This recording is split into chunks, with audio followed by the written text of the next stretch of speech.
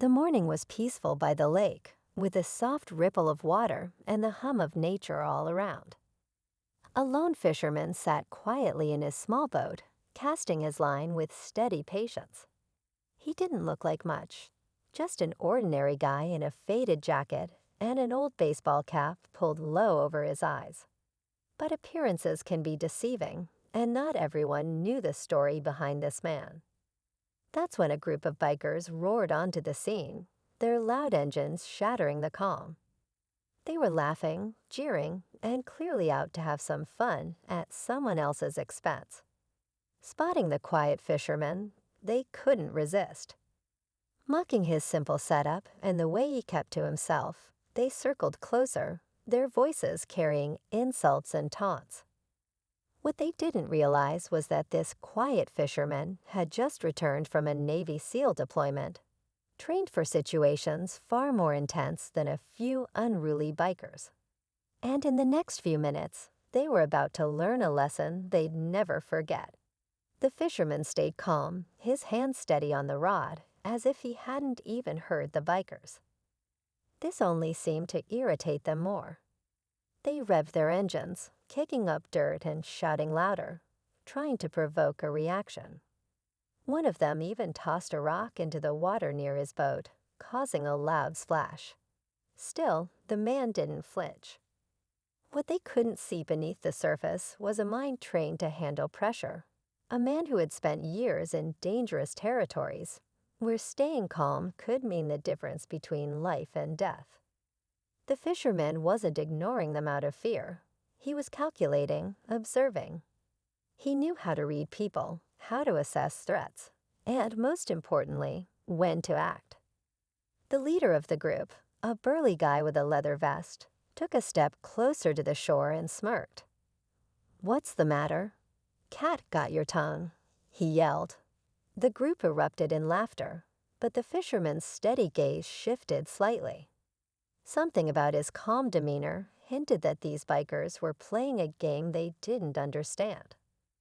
The fisherman finally spoke, his voice low and calm, cutting through the bikers' noise like a sharp blade.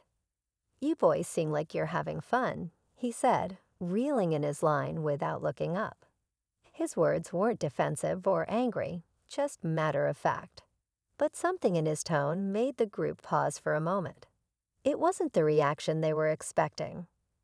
The leader, eager to keep the spotlight, smirked and crossed his arms. "Yeah, we are. You got a problem with that?" he challenged, his voice dripping with arrogance. The fisherman glanced up, his eyes steady and piercing.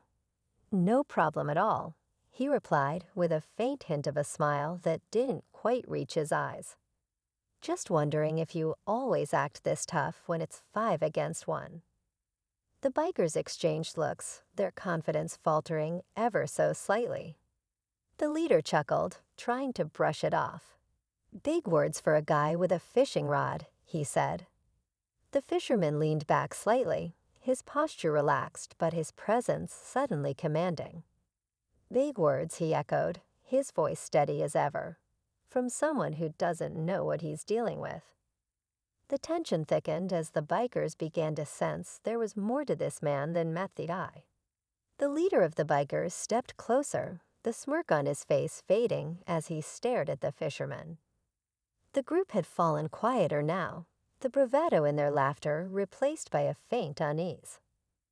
There was something unsettling about the way this man carried himself, how he seemed completely unfazed by their presence.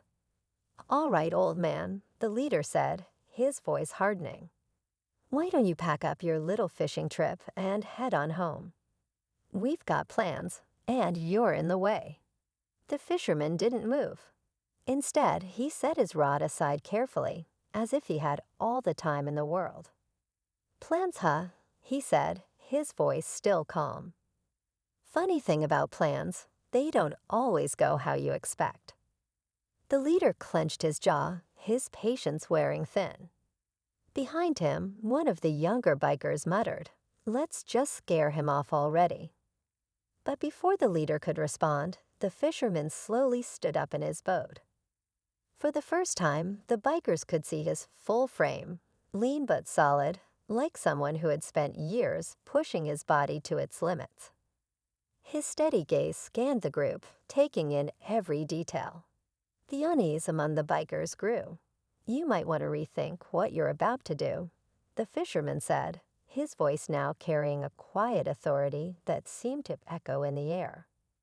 The bikers hesitated, but the leader, unwilling to back down, took another step forward. "And why's that?" he challenged. The fisherman's faint smile returned. "Because you're about to learn something the hard way."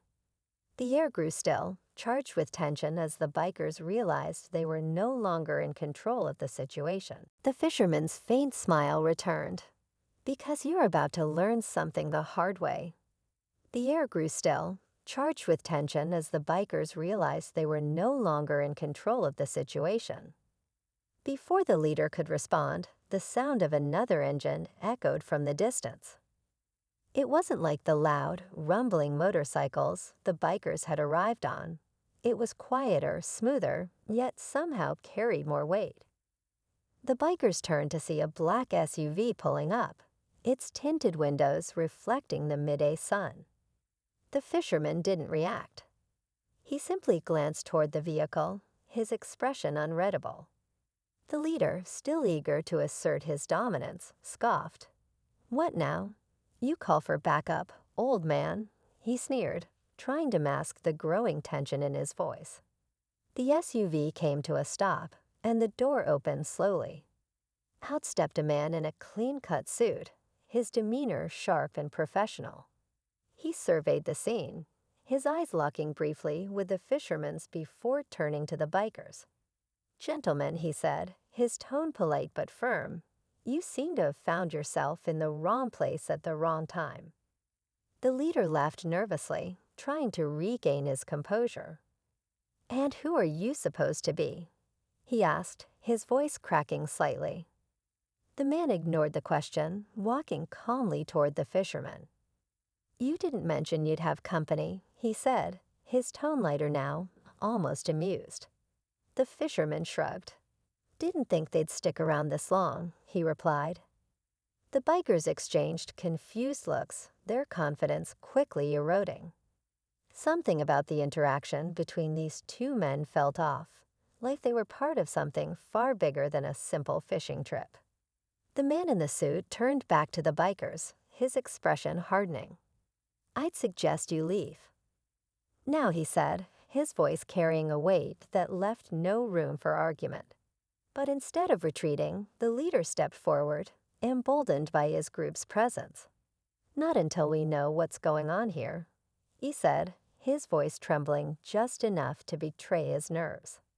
The fisherman sighed, his calm exterior unwavering. "You really don't want to push this," he said, his voice low but clear.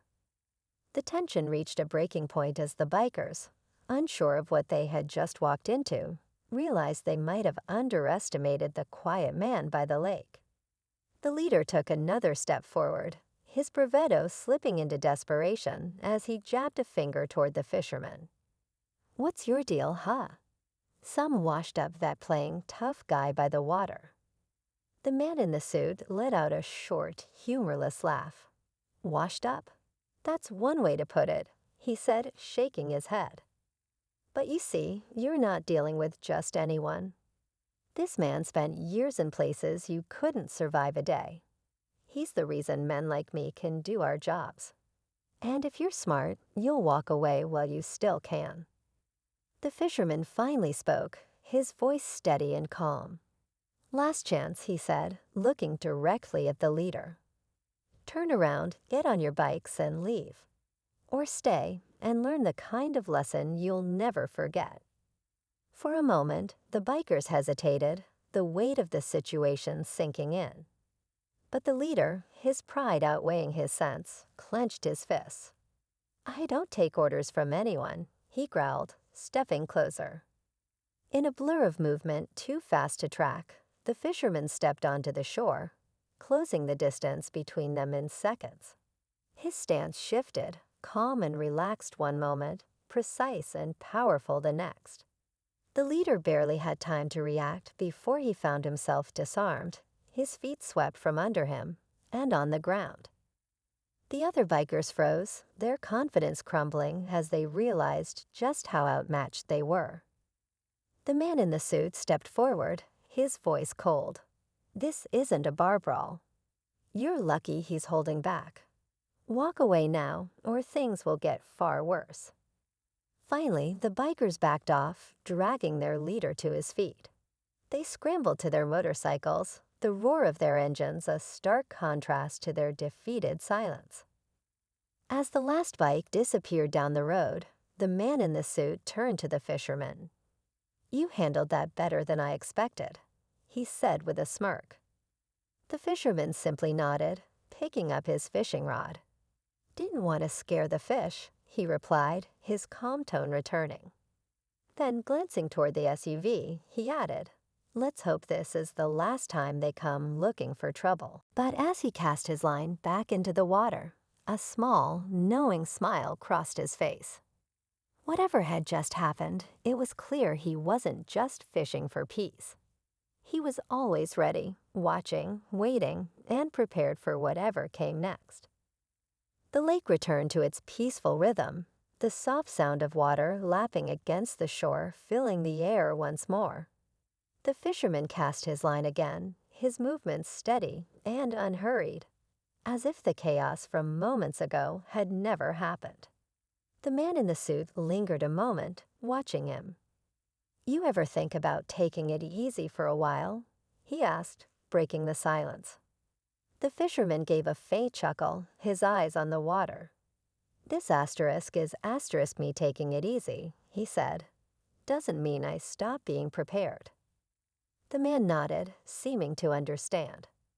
"Well, if you need anything, you know how to reach me."